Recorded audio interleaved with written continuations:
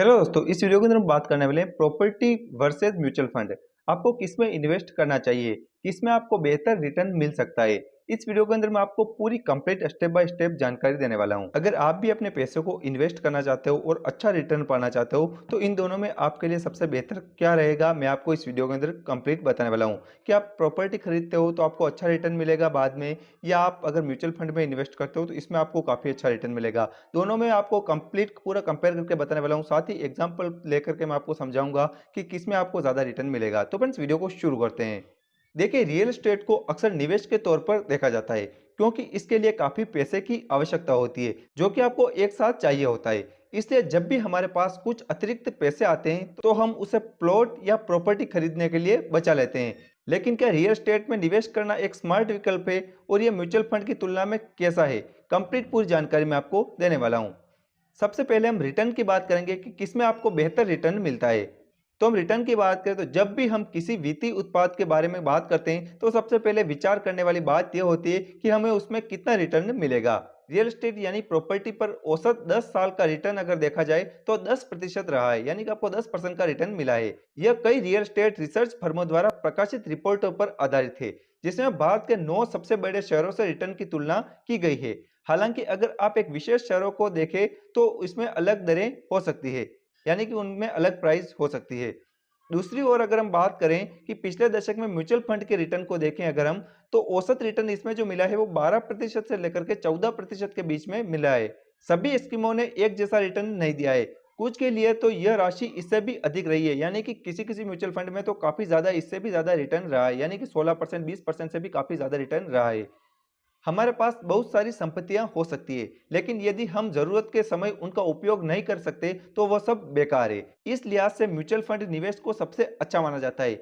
इसकी यूनिट्स को, यानी कि अगर आप म्यूचुअल फंड को आप निवेश कर रखा है तो उनको आप तुरंत ही आप खरीद सकते हो और तुरंत ही आप मोबाइल से ही भेज सकते हो, और जो भी आपका पैसा होता है वो आपके बैंक अकाउंट के अंदर 1 या 2 दिन के अंदर तुरंत ही आपके बैंक अकाउंट में सेंड कर दिया जाता है। हालांकि रियल एस्टेट के बारे में ऐसा नहीं कहा जा सकता, खरीदार मिलने में महीनों लग सकते हैं और घर को जल्द से जल्द बेचने की जल्दी में हम अक्सर घर को उचित दाम पर नहीं बेच सकते, यानी कि आपको जो काफी अच्छे, अगर आपने रिटर्न के बारे में सोच रखा है तो उससे भी काफी सस्ते में बेचना पड़ सकता है अगर आपको इमरजेंसी में जरूरत पड़ जाए तो।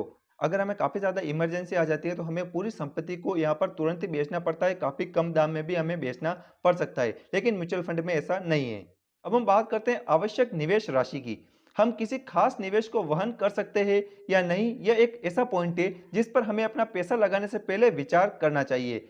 आप एक एसआईपी शुरू कर सकते हैं जिसमें आप हर महीने एक निश्चित राशि यानी 500 रुपए के म्यूचुअल फंड में डालते हैं। इसकी तुलना में रियल एस्टेट निवेश में आपको एक साथ पैसा देना पड़ता है, यानी कि अगर आप घर या प्रॉपर्टी या प्लॉट कोई भी खरीदते हो तो उसमें आपको काफी ज्यादा पैसा आपको एक साथ में देना पड़ता है। लेकिन म्यूचुअल फंड में आप हर महीने कुछ कुछ पैसे आप यहाँ पर धीरे धीरे भी आप यहाँ पर जमा करके भी आप अपने म्यूचुअल फंड को काफी अच्छा आप रिटर्न यहाँ पर पाने के योग्य बना सकते हो और काफी पैसे आप अपने इकट्ठे कर सकते हो।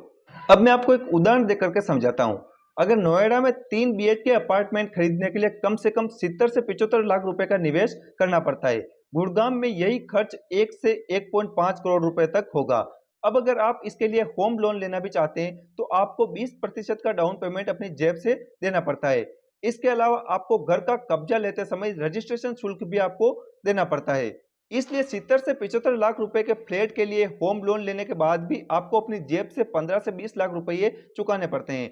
1 से 1.5 करोड़ रुपए के फ्लैट के लिए आपको कम से कम 20 से 25 लाख रुपए खर्च करने होंगे, यानी कि ये आपको डाउन पेमेंट देना पड़ता है। लेकिन म्यूचुअल फंड में ऐसा नहीं है। म्यूचुअल फंड में आप धीरे धीरे पैसे आप जमा कर सकते हो, यानी कि आप 500 1000 रुपए भी हर महीने आप जमा करते जाते हो और लंबे समय तक अगर आप यहाँ पर अच्छे से आप मेंटेन करते हो और हर महीने आप अपने पैसे बचाते हो तो आपको काफी अच्छा बाद में आपको रिटर्न देखने को मिल जाता है और आपको कोई लोन लेने की जरूरत भी नहीं पड़ती है। और जो भी आपके पास यहाँ पर आप निवेश करते हो उन पैसों को आप बाद में निकाल करके आज जो भी आपको अच्छा रिटर्न मिलता है उससे आप प्रॉपर्टी खरीद सकते हो। तो इसमें म्यूचुअल फंड में काफी अच्छा आपके लिए रहता है। अब हम बात करते हैं रिस्क की। जो भी आप पैसा निवेश करते हो उसकी सुरक्षा का ख्याल सबसे पहले रखना पड़ता है।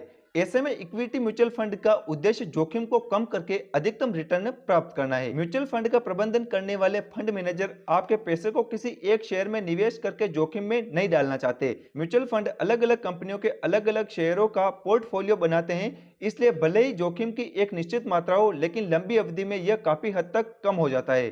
यानी कि आपको म्यूचुअल फंड में एक किसी भी एक शेयर में आपका पैसा नहीं लगता है, तो किसी एक में अगर नुकसान होता है तो भी आपके काफ़ी अच्छा आपको रिटर्न मिलने का चांस रहता है। दूसरी ओर आर्थिक मंदी के दौरान रियल एस्टेट में निवेश करना वाकई जोखिम भरा हो सकता है। जोखिम इतना ज़्यादा है कि प्रॉपर्टी की कीमत बढ़ने के बजाय कम भी हो सकती है। कुल मिलाकर निष्कर्ष के तौर पर म्यूचुअल फंड के मामले में लंबी अवधि में जोखिम न्यूनतम हो जाता है, लेकिन रियल एस्टेट निवेश में ऐसी कोई गारंटी नहीं होती है। इसलिए अगर आप मेरी सलाह माने तो आपके लिए सबसे बेहतर म्यूचुअल फंड ही रहेगा, क्योंकि म्यूचुअल फंड में आपको अगर कभी इमरजेंसी में पैसे की जरूरत भी पड़ जाए तो उनको आप तुरंत ही निकाल सकते हो अपने मोबाइल से ही। बल्कि प्रॉपर्टी के अंदर ऐसा नहीं है, प्रॉपर्टी बिकने तक आपको वेट करना पड़ता है, इंतजार करना पड़ सकता है। इसके अलावा अगर आप जल्दबाजी करते हो तो इसमें आपको काफी ज्यादा नुकसान भी होता है।